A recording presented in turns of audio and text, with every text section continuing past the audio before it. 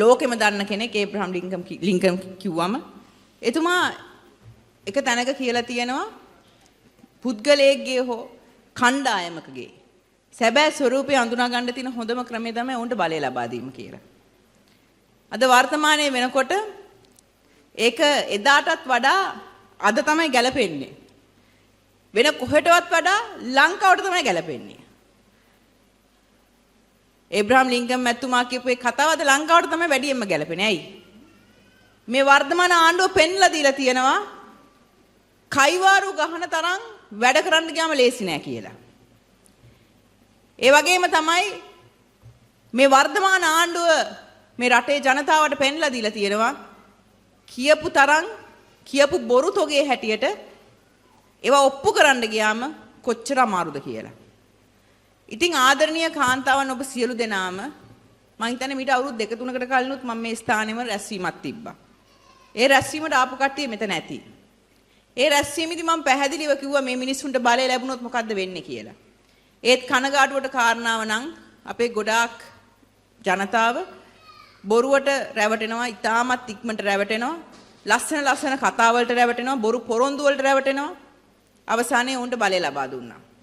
එදා මීට අවුරුදු 2-3කට කලින් ඒ කියපු සියලු දේ අද සත්‍ය වෙලා තියෙනවා. මම ඒ දවස්වල කිව්වා ඔය හරිනි මැතිනිය සමග කාන්තාව සියල්ලම ඒ දවස්වල එක මිටට කියලා රැස්වීම පවත්වාගෙන ගියා. මං කිව්වා මේ මිනිස්සු බලයට ආවොත් මේ රටේ සංස්කෘතිය, පෞල් සංස්ථා මේ සියලු දේ විනාශ වෙනවා කියලා. මේ හරිනි මැතිනිය ඇතුළු මේ කණ්ඩායම දැන් 22ක් පාර්ලිමේන්තුවේ ඉන්නවා. මේගොල්ලෝ අද වෙනකන් කාන්තාවන් වෙනුවෙන් කරපු දේවල් මොනවාද? ඇවිල්ලා කරපු එකම දේ තමයි ඔවුන් විසින්ම ප්‍රකාශ කරපු කාන්තා කොමිෂන් සභාවේ සභාපතිනියත් අයින් වෙන්න සිද්ධ වුණා මේගොල්ලන්ගේ තියෙන මේ සෑම වැඩක්ම දේශපාලනීකරණය කිරීම නිසා. අද වෙනකොට മന്ത്രി සංසදයේ කාන්තා മന്ത്രി සංසදයේ දේශපාලනීකරණය වෙලා. අපි ඉන්න කාලේ මෙතුමියලා මේ අපේ හිටපු තලත මැතිනියලා චන්ද්‍රානි මැතියන එතනින් එහාට අපේ හිටපු සභාපතිවරියෝ ඉන්න කාලේ සුදර්ශනී මැතිනියලා ඉන්න කාලේ පක්ෂපාත ભેදයකින් තොරව හැම කාන්තාවකටම අවස්ථාව ලැබුණා මේ කාන්තා മന്ത്രി සංසදේ.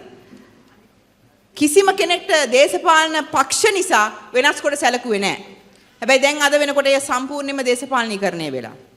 කාන්තා කොමිෂන් සභාව කියලා එකක් පවත්වනවා. ඒකේ තියෙන්නේ සාමාන්‍ය රටේ ජනතාව රටේ කාන්තාවන්ගේ ප්‍රශ්න කතා කරන තැන. එතන සභාපතිනිය දේශපාලනීකරණය වීම නිසාම එකෙන් අයින් වෙලා යනවා. අද වෙනකොට മന്ത്രിවරියෝ 22ක් ඉන්නවා පාර්ලිමේන්තුවේ මේ මාලිමාවෙන් පත් වෙච්ච. අද වෙනකන් කාන්තාවක් වෙනුවෙන් එක පනතක්, එක යෝජනාවක්, එක മന്ത്രി යෝජනාවක් සම්මත කරගත්ත පාර්ලිමේන්තුවේ. නිකන් කල්පනා කරලා බලන්න. මේ සම්මත කරගන්නවා කෙසේ වෙතත් අඩුම ගානේ මාලිමාවෙන් පත් වෙච්ච മന്ത്രിවරියන්ටවත් අඩුම ගානේ කතා කරන්නවත් අවස්ථාවක් නැහැ. සම්පූර්ණ බොරුවක් මේගොල්ලෝ පෙන්නුවේ. ඔබට මතක ඇති ඒ දවස්වල සමලිංගික විවාහ ගැන කතා කරා. කාන්තාවන්ට මොනවාද මොකද්ද මොකද්ද කියන්නේ ගණිකා වෘත්තිය. ගණිකා වෘත්තිය නීතිගත කරනවා. ඔයගොල්ලන්ට මතක ඇති. ඒ දේවල් කියනකොට මම මේ ස්ටේජ් එක උඩ කියලා ඉඳගෙන කිව්වා ලැජ්ජ නැතුව ඒක දිහා බලාගෙන ඒක අහගෙන අපේ කාන්තාව මෙතන අම්මලා අප්පුඩි ගහනවා. අන්තිමට දැන් අද මොකද වෙලා තියෙන්නේ ඔබ කල්පනා කරලා බලන්න. මහින්ද රාජපක්ෂගේ ආණ්ඩුව තිබ්බා. රනිල් වික්‍රමසිංහගේ මෛත්‍රීපාල ජනාධිපතිතුමාගේ එතනින් එහාට චන්ද්‍රිකා මැතිනියගේ රණසිංහ ප්‍රේමදාසගේ ජේ.ආර්.ගේ ආණ්ඩු තිබ්බා. එතෙක් මෙතෙක් ඉතිහාසයේ කිසිම ආණ්ඩුවක් යටතේ කතා කරපු මාතෘකාද වර්තමාන ආණ්ඩුව යටතේ අපිට කතා කරන්න වෙලා තියෙන්නේ. අපිට සිද්ධ වෙලා තියෙනවා හයේ පොතට අවුරුදු 11 ළමයාගේ හයේ පොතට කුණුහරුප වෙබ්සයිට් එක සමලිංගිකයෝ වල වෙබ්සයිට් දාපු ඒවා ගැන කතා කරන්න සිද්ධ වෙලා තියෙනවා. ඇයි එහෙම අපිට කතා කරන්න සිද්ධ වෙලා තියෙන්නේ? ඒවට උල්පන්දම් දෙන මිනිස්සු ආණ්ඩුවල ඉඳගෙන ඉන්න නිසා. දැන් මෙච්චර කාලයක් ජනාධිපතිවරු කීප දෙනෙක් හිටියා. ආණ්ඩු කීපයක් පාලනය කරා. ඒ එක ආණ්ඩුවකවත් එක ජනාධිපතිතුමෙක්වත් යටතේ එළියට ආපු මාතෘකාද මේ අපිට කතා කරන්න වෙලා තියෙන්නේ. ඇයි එහෙම වුනේ? අද වෙනකොට ස්වාමින් වහන්සේලාට ගණයා කියලා බයිනෝ. වයසක අම්මලා තාත්තලාට නාකියා කියලා බයිනෝ. මේ ජෙන්සියගේ ළමයි. ඉස්සර මෙහෙම ප්‍රවණතාවයක් තිබිලා තියෙනවද? ඇයි ඒකට හේතුව? ඒ දවස්වල ඉඳන් මම කිව්වා මේ මිනිස්සු ආවොත් මේ පෞල් සංස්ථාව කියන මේ concept එක එහෙම නැත්නම් මේ මාතෘකාව පවා බැහැර කරනවා මේගොල්ලෝ කියලා. අද ඒක ඉතාමත් අපූර්වට පේන්න තියෙනවා. රටේ ප්‍රධානියාගේ ඉඳන් ප්‍රධාන පුටු තුනේ ඉන්න එක්කෙනෙක්වත් ආදර්ශයක් දීලා තියෙන රටේ මිනිස්සුන්ට මෙන්න මෙහෙම තමයි පවුලක් වෙන්න ඕනේ කියලා. මේවා ගැන අපි කතා කරේ කිසිම ඊර්ෂ්‍යාවකින්වත් එහෙම නැත්නම් තරහකින්වත් මඩ ගහන්නවත් නෙමෙයි මේව තමයි සත්‍ය. රටක් ඇතුලේ සංස්කෘතියක් තියෙන්න ඕනේ. විශ්වාස කරන ආගමක් දහමක් තියෙන්න ඕනේ. මිනිස්සු විශ්වාස කරන සදාචාරයක් තියෙන්න ඕනේ. මිනිස්සු අනුගමනය කරන ගුණධර්ම තියෙන්න ඕනේ. එහෙම තිබ්බේ නැත්නම් මොන රටේ වුණත් මොන ආගමේ වුණත් රටකට ඉස්සරහට යන්න බෑ. අද ඒක තමයි මේ වෙලා තියෙන්නේ. ඒ හින්දා ආදරණීය මම විශේෂයෙන්ම කාන්තාවන්ට කියන්නේ. මේක ගැන දැන්වත් අපි ඔළුවට අරගෙන එළියට ගිහින් කතා කරන්න ඕනේ. ඔබ මොන ආගමේද මොන ජාතියද වැඩක් නැහැ. අපිට ඉන්න තියෙන්නේ මේ රට විතරයි. අපිට වෙන කොහෙවත් තැන් වලට යන්න බෑනේ. දැන් මම දැක්කා කවුද මේ ලාල්කාන්ත මහත්මයා කියනවා නිර්ප්‍රභූ මොකද්ද ප්‍රභූන්ගෙන් නිර්ප්‍රභූන්ට බලය ලැබුණලු. එයා මොන ප්‍රභූ ගැනද දන්නේ කතා කරන්නේ. මාස දෙකෙන් තුනෙන් තට්ටු තුනේ ගෙයක් හදලා පැලවත්තේ. ඒතර එයා මොන ප්‍රභූ කෙනෙක්ද? නිර්ප්‍රභූ කෙනෙක්ද? එතකොට මේ වසන්ත සමරසිංහ මහත්මයා හිමිච්ච වගේ ඉඳගෙන ක්‍රිප්ටෝ අරන් තියන්නේ.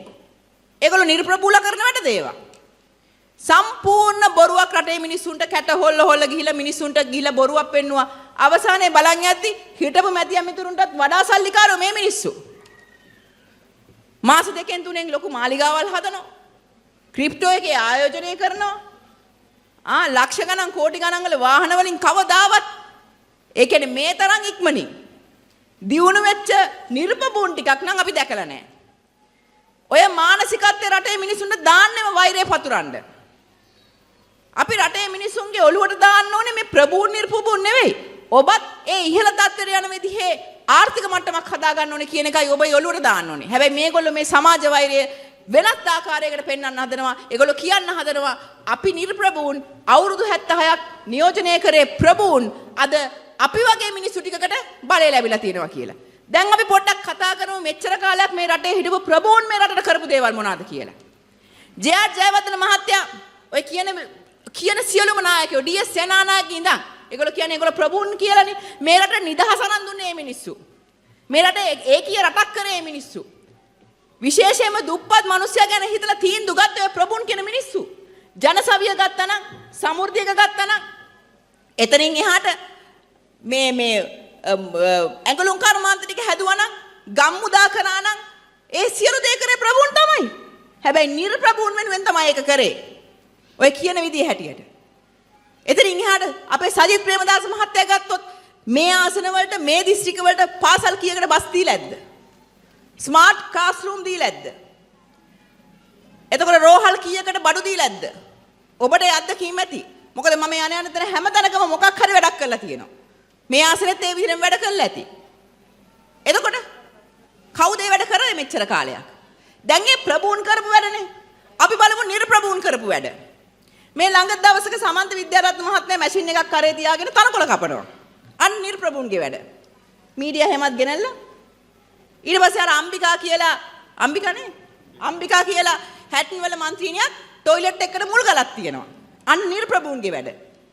ඒක තව කවුද මන් දන්නේ නැහැ മന്ത്രി කෙනෙක් උඩ තට්ටුවකට මුල් ගලක් තියෙනවා. තවත් മന്ത്രിනියක් බස් එකක් පාට දාලා මෝලම් ගහලා උත්සව තියෙනවා. අන්න නිර්ප්‍රභූන්ගේ වැඩ. දැන් ඔබටම තීන්දුවක් ගන්න පුළුවන් ප්‍රභූන් මේ රටට කරපු දෙයයි නිර්ප්‍රභූන් මේ රටට කරපු දෙයයි. මම දැන් දැක්ක මේ ළඟ දවසක සමන්ත විද්‍යාරත්න මහත්මයාට හැමෝම hina වෙනවා. බලන්නකො මේ මිනිස්සයා මේ මීඩියා අරගෙන කියලා තනකොළ කපනවානේ කියලා. ඉතින් වෙන මොනවා කරන්නද? ඒ මනුස්සට පුළුවන් දේ තමයි කරන්නේ. ඔබ මොහොතකටවත් හිතන්න පුළුවන්ද? ওই මනුස්ස ওই වැඩේ කරන්නේ නැතුව වටමේසෙක පුටුවක ඉඳගෙන තව පිටරට නියෝජිතයන් වගේ පිරිසක් අරගෙන ඇවිල්ලා ඉඳගෙන රටට ආයෝජනය ගැන සාකච්ඡාවක් කරයි කියලා ඔබ බලාපොරොත්තු වෙනවද? ඔය සමන්ත විද්‍යාරත්නගේ කැපැසිටි කොච්චරයි? දැන් අම්බිකා අඬනවා පාර්ලිමේන්තුවේ මම අවුරුදු 76ක් තිස්සේ ඒගොල්ලන්ට මේ টয়ලට් තිබ්බේ නෑලු දැන් টয়ලට් එකට මේකක්ද මවුල් ගලක් තිබ්බා කියලා යාට විහිළු කරනවලු. ඉතින් අම්බිකාට විහිළු කරන්න එපා. මෙතුමා කිව්වා වගේ එතුමිය දන්න දේ තමයි කරන්නේ. නැත්තම් ඔබ මොහොතකටවත් හිතනවද අම්බිකා හැටන් වල මොකක් හරි ලස්සන වට මේසෙක ඉඳගෙන පිටරටින් කවුරු හරි ආයෝජකයෝ ටිකක් ඉඳවගෙන ඒ පැත්තේ තියෙන ලයිම් නිවාස ටික කඩලා දාලා හොඳ නිවාස ටිකක් හදන නිවාස ව්‍යාපෘතියක් පටන් ගන්න සාකච්ඡා කරයි. ඒකට මීඩියා ගනේ කියලා. ඔය මිනිස්සුන්ට පුළුවන් දේ තමයි කරන්නේ. ඉතින් ඒ නිසා කවුරු හරි බූරුවෙක් ඉන්නවා නම් මේ මිනිසුන් මීට වඩා දෙයක් මේගොල්ලන්ගෙන් බලාපොරොත්තු වෙන. කියන්නේ රට හදයි, ආයෝජකගෙනෙයි, එහෙම නැත්නම් රට සුඛිත මුදිත කරයි, රටේ ලොකු මේ ලොකු සංවර්ධන ව්‍යාපෘති පටන් ගත්තයි ගණී කියලා ඒක චුට්ටක් ඉවසලා ඉන්න. මොකද ඒවා කරන්න මිනිස්සෙක් එනවා. ඒ තමයි සජිත් ප්‍රේමදාස. මේගොල්ලන්ට කරන්න පුළුවන් දේවල් මේ අවුරුදු දෙක තුනට කරන්න දෙන්න. වැලි කොට්ට දාන්න දෙන්න. ඒ වලින් පාලම් හදන්න දෙන්න. ටොයිලට් වලට මුල් ගල් තියන්න දෙන්න. ඒගොල්ලන්ගේ කැපැසිටි එක අනුව. මොකද ඕගොල්ලෝ මුණත් කල්පනා කරලා බලන්නකො මේ ආසනේ වුණත් JVP කරපු කට්ටිය ඒ දවස්වල මොනවද කරේ? ශ්‍රම දාන පැවැත්තුවා. නැද්ද? ශ්‍රම දාන පාරත් පැවැත්වුවෙත් මේගොල්ලෝනේ නේද? ඩෙන්ගු මර්ධන වැඩසටහන් කරා. රැස්වීමක් ඉවරුනාට පස්සේ තනකොළ ටික මේකට කුණු ටික අයින් කරලා ඉවලා ඒ වගේ වැඩ කරා. එතනින් එහාට කරපු දෙයක් කියන්න බලන්න. දැන් මෙහෙත් ඇදිනේ ප්‍රාදේශ සභාවක් නගර සභාවක් මොනවා හරි. ඒගොල්ලෝ දැන් කරන්නේත් ඒකනේ. දැන් ඊට අමතරව දැන් ටිකක් වෙන දෙයක් කරන හොඳට හම්බ කරගන්නවා ඇති. ඒ අරෙන්න දන්න දේ තමයි ඔය. ඉතින් ඒ නිසා මටත් හිතා ගන්න බැරි කාරණාව තමයි මේ රටේ මිනිස්සු. මෙච්චර වෛරය පතුරපු මෙච්චර කුහකකම් පතුරපු කණ්ඩායමකට අනේ මේ වගේ මේ බුද්ධ ශාසනය තියෙන රටක් ඇතුලේ මේ තරම් ආගම ජාතිය ඒ වගේම තමයි සංස්කෘතිය අගයන රටක් ඇතුලේ මිනිස්සු ඉන්න රටක් ඇතුලේ මේ වගේ කාලකණ්ණි ටිකට බලය දුන්නනේ කියන එකයි මට තියෙන පුදුමේ. ඔබ බලන්න පහුගිය අවුරුදු දෙක ඇතුළතදී මේ වර්තමානයේ ඉන්න ජෙන් Z එකේ වෙනස් වීම, ඔබේ දරුවාගේ වෙනස් වීම සහ ඔබේ වෙනස් වීම පොඩ්ඩක් මතක් කරලා බලන්න. ඉස්සර මොනා වුණත් අල්ලපු ගෙදර මිනිස්සයා අලුතින් මොකක් හරි එකක් ගත්තම එහෙම නැත්නම් කවුරු හරි කෙනෙක් දියුණු වෙනකොට අපිට මොනවා වුණත් අපි මිනිස්සුනේ අපිට පොඩි මොනවා වුණත් ටිකක් පොඩි සතුටක් එනවා. දැන් බලන්න මේ අවුරුදු දෙකයි විතර ඇතුළතදී අපි කොච්චර කුහක වෙලාද?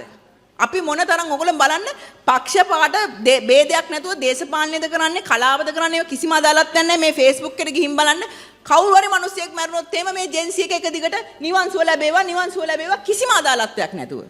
ඔබම කල්පනා කරලා බලන්න මොන තරම් මේ පොඩි මේ දරුවන්ගේ තරුණ ළමයින්ගේ ඔලු කාලද මේ ඒකට සම්පූර්ණ වගේ කියන්න ඕන අනුර කුමාර දිසානායක ඇතුළු මේ කණ්ඩායම.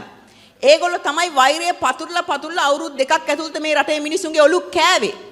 ඒක තමයි තාමත් ඔය ඊටමත් වෙනස් ආකාරයට ව්‍යංගෙන් කියාගෙන යන්නේ අපි ප්‍රභූන්ගෙන් නිර්ප්‍රභූ කණ්ඩායමකට අද බලය ලැබිලා තිනවා කියලා මිනිසුන්ගේ ඔළුවට දානවා ප්‍රභූන් එක්ක. ඒ කියන්නේ සල්ලි දෙන මිනිස්සුත් එක්ක යමක් කරන්න පුළුවන් මිනිස්සුත් එක්ක වෛරයක් හදනවා.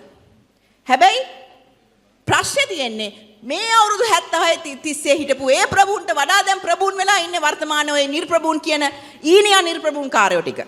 ඒ හින්දා මේවා හරියට තේරුම් ගන්න. ඉතාමත් කෙටි කාලයක් ඇතුළත පළාත් සභා මැතිවරණය ඒවි. එදා මැයි දිනේ දවසේ අපේ නායකතුමා කිව්වා ඊළඟට අපි පළාත් සභාවට යන්නේ. ඊළඟට අපි මැයි දිනේ පවත්වන්නේ අපේම මහ ඇමතිවරුන් කීප දෙනෙක්ගේ ප්‍රධානත්වයෙන් කියලා. එතුමා ඒ කියන්නේ ඊළඟ පළාත් සභාවේ අනිවාර්යෙන් සමගි ජන බලවේගය නියෝජනය කරමින් ඉදිරියට එන ඒ මහ ඇමති අපේක්ෂකයෝ හැම කෙනාගේම ජයග්‍රහණය ස්ථිරයි කියලා. ඒ සඳහා අපි දැන් ඉඳන්ම පෙළ ගැහෙන්න ඕනේ. දැන් ওই සමාජ මාධ්‍යවල අපි මේ කතා කරනකොටත් අසභ්‍ය කතා කීකේ බයිනවා. ඒ ඔක්කොම සල්ලි දීලා දාන කමෙන්ට්ස්. ඒව ගැන කවුරුත් කලබල වෙන්න ඕනේ නැහැ. සැබෑ මතය තියෙන්නේ ගමේ. දැන් මම ඕගොල්ලන්ගෙන් අහන්නම්. ඉන්න මේ සංවිධායකතුමා ඇතුළු කට්ටියගෙන් අහන්නම්. ඡන්දේ දීපු මිනිස්සු දවසකට කීයක් හම්බ වෙනවද මේ මිනිස්සුන්ගේ අම්මා මුත්තා මතක් කරලා බයින? කීයක් හම්බ වෙනවද? ඕගොල්ලන්ට හම්බෙන්නේ නැද්ද? මේ වර්තමාන ආණ්ඩුවට අම්මා අප්පා මතක් කරලා බයින කී දෙනෙක් දවසකට හම්බ වෙනවද? ඇයි ඒ සමහරට ඒගොල්ලන්ට ඡන්ද දීපු කට්ටිය මෙතනත් ඇති. මොකද ඒ තරමට මිනිසුන්ගේ ඔළුව හොදලා මිනිසුන් අර වැට්ටුවා. ඒ හින්දා ආදරණීය දෙමව්පියනි විශේෂයෙන්ම කාන්තාවනි අද වෙනකොට මේගොල්ලන් කියපු සියලුම බොරු. ඒ කියන්නේ මං හැම වෙලාවෙම කියන්නේ ඒක අපේ නායකතුමා නීත්‍යානුකූල විපක්ෂ නායකතුමා විදිහට එතුමට ඉතාමත් සැප පහසුවේ ඉන්න පුළුවන්. මොකද මේ වෙලාවේ ජනාධිපති ධූරයයි විපක්ෂ නායක ධූරයයි දෙකම මේ වෙලාවේ අනුර කුමාර දිසානායක ලස්සනට රඟපානවා. ඇයි දන්නවද? එතුමා අද කිව්වොත් එහෙම ඉරට්ට දවසක එතුමා කියනවා අපිට තෙල් රුපියල් 600ට 700ට අරෙන්න දෙන්න බෑ. ඊට පස්සේ මීට අවුරුදු 2-3කට කලින් එතුමා කියලා තියෙනවා නැවෙන් බාපු ගමන් ඒ මිලට අපි දෙනවා කියලා තෙල්. ඒ කියන්නේ එයා කියපු එකම පරස්පර විරෝධයක් එතුමා අවුරුදු 2කට කලින් කියලා තියෙනවා. ඒතර එතුමා අද ප්‍රශ්නයක් කියනවා නම් ඒ ප්‍රශ්නෙට විපක්ෂයේ മന്ത്രി කෙනෙක් විදිහට පිළිතුරු එතුමා අවුරුදු දෙකකට කලින් දීලා තියෙනවා. ඒකයි මම කිව්වේ එතුමා ඉරට්ට දවසට ජනාධිපති ඔත්තේ දවසට විපක්ෂ නායක. ඇයි? තමන් කියපු දේවල් වලටම තමුන් බැලලා තියෙනවා මීට අවුරුදු ගානකට කලින්. හැබැයි අපේ විපක්ෂ නායකතුමා මේ රටේ සැබෑ විපක්ෂ නායකතුමා ඒ වගේ හැම එකටම කකුලෙන් ඇදද මිනිසුන් අපහසුතාවයටපත් කරන කෙනෙක් නෙවෙයි. ගල්අඟුරු වංචාව ආවා. ඒකට අපි විපක්ෂයක් විදිහට මූණ දුන්නා. ඒක මූණ දීලා අන්තිමට අපේ ඉස්සරහා දරනවන්න වුණා. ඒ ඇමතුමාට අයින් වෙන්න වුණා. ඒ වගේම තමයි කන්ටේනර් 323 ගැන විශාල විරෝධයක් අපි කරගෙන ගියා. අන්තිමට අපේ විරෝධය දරා ගන්න බැලුව ඒගොල්ලන්ට සිද්ධ වුණා බිමල් රත්නායක වයින් කරන්න. ඒ හින්දා අපේ විපක්ෂ නායකතුමා හැම වෙලාවම අපිට කියලා තියෙන්නේ අපි මෙතෙක් කාලයක් අවුරුදු ගාණක් තිස්සේ මේ මිනිස්සු විපක්ෂයේ ඉඳගෙන මේ රට බංකොලොත් කරපු කඩාකප්පල් කරපු ආකාරයට නෙමෙයි අපි විපක්ෂේ කාර්යභාරය කරන්නේ. අපි මේ සම්ප්‍රදාය මෙතනින් ඉවත් වෙන්න ඕනේ. මේගොල්ලෝ මෙච්චර කාල මේ රටට කරපු විනාශේ විපක්ෂයක් විදියට අපි ආදර්ශවත් විපක්ෂයක් වෙන්න ඕනේ. ඒ නිසා තමයි නායකතුමා ඇතුළු අපේ කණ්ඩායම ඉතාමත් වගකීම් සහිත විපක්ෂයක් විදියට අපේ කාර්යභාරය මේ වෙනකොට ඉහළට උඩින් ඉෂ්ට කරලා තියෙනවා.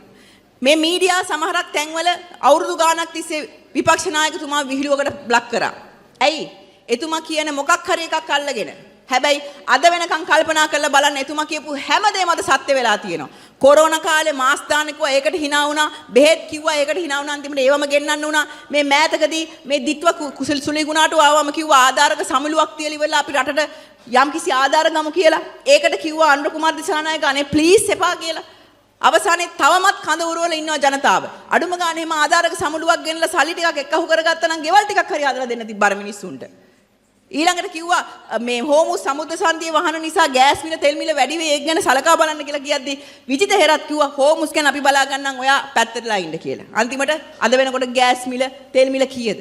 ඉතින් හින්දා සජිත් ප්‍රේමදාස කියපු හැම කාරණාවකම අද ඇත්ත වෙලා තිනවා. මම දැක්ක පෙරේදා කියනවා දැන් මේ මොකද එල්නෝ නේද? මොකද්ද මේ ඇවිල්ලා තියෙන එල්මිනෝ එකට මේක ගැන පොඩ්ඩක් දැන් සීරියස් හිතන්න ඉස්සරහට අපිට ලොකු ප්‍රශ්නයයි. ඕන්න මට විහිළුත් කරන්න හැබැයි නේද? මේක ගැන පොඩ්ඩක් කල්පනා කරලා ක්‍රියාමාර්ග ගන්න කියලා. අන්තිමට ඔය කියපු කතාව මේ විදිහටම මේගොල්ලෝ හරියට අහන්නේ බලන්නේ ගණන් ගන්න නැතුව හිටියොත් එහෙම එතුමා කියපු කතාව නැවතත් සත්‍ය වෙයි. එතුමා දුරදිග බලලා නායකයෙක් විදිහට එතුමා හැම අවස්ථාවෙම ඇත්ත කියලා තියෙනවා. ඉතින් ආදරණීය කාන්තාවනි මම ගොඩක් වෙලා තව කතා කරන්න යන්නේ අපේ සභාපතිතුමියත් ලේකම්තුමියත් ඉන්න හින්දා මට කියන්න තියෙන්නේ මෙතෙක් කාලයක් අපි බොහෝ නායකයන්ට රැවටුණා බොරුකාරයන්ට රැවටුණා. අනුර කුමාර දිසානායක කියලා කියන්නේ තනිකර පචේ. එයා දන්නේ බොරු කියන්න විතරයි. එයා වැඩ කරන්න දන්නේ නැහැ. ඒ නිසා දැන්වත් සුරංගනා කතා වලට ලස්සනට බෝල කරලා ලස්සනට අත දික් කරලා කට උල් කරලා කියන ඒ කතා වලට රැවටෙන්න ඒක පැත්තක තියලා ප්‍රායෝගික වැඩක් කරන්න පුළුවන් අනාගත දැක්මක් තියෙන නායකයෙක් වටා එක්කහුව වෙන්න සියලු දෙනාම අදිටන් කරගන්න විතරක් නෙවෙයි ගමට ගිහිල්ලා මේ පණිවිඩය කියන්න දවසින් දවස මිනිස්සුත් එක්ක කතා කරන්න. කතා කරනකොට විශේෂයෙන් මම හැම අවස්ථාවකම කියනවා කාන්තාවන්ට තමයි මේ හැකියාව හොඳටම තියෙන්නේ. කාන්තාවෝ එක්කහුව වෙලා මේ ඡන්ද කැම්පේන් එක අතර ගත්තා නම් අනිවාර්යෙන් සජිත් ප්‍රේමදාස මහත්මයාට විශාල ඉදිරියේදී එන මැතිවරණයේදී විශාල ජයග්‍රහණයකට ජයග්‍රහණයක් අත්පත් කරගන්න පුළුවන්.